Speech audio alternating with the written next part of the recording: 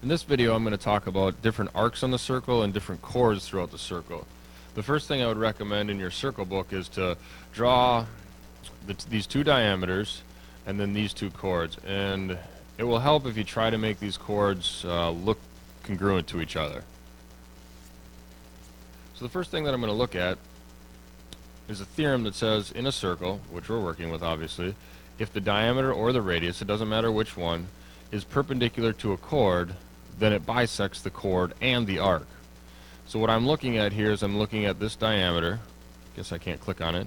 This dashed diameter, I drew it in so it was perpendicular to this chord. Now because it's perpendicular here, then I also know that it's going to bisect this chord, segment AB.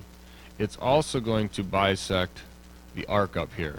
So that would tell me that arc FB is going to be congruent to arc FA. So that's the first theorem. Now my next one, again in a circle, now it says if it tells us that two chords are congruent if and only if, so it goes both ways, they are equidistant from the center. So what I'm showing here is I didn't want to just put the double tick on this because I didn't want you to confuse that with the whole radius. So I'm just showing you from G to C, that distance, so I put two ticks there, and then the distance from C to F, that's equal in length. Now because of that, that means that chord AB and chord ED are going to be congruent.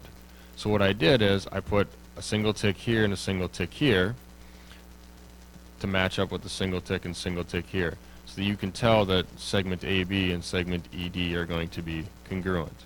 Or if you go the other way, if you know these are congruent, the two chords, then you know the distance from F to C and the distance from G to C is going to be equal.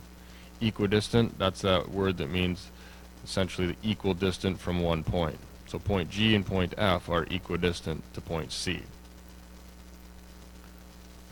My next one, again in a circle, so it says two minor arcs are congruent if and only if corresponding chords are congruent. Well, I'd already marked that the chords were congruent from the previous theorems, so because these two chords are congruent, that means that the arcs are also congruent.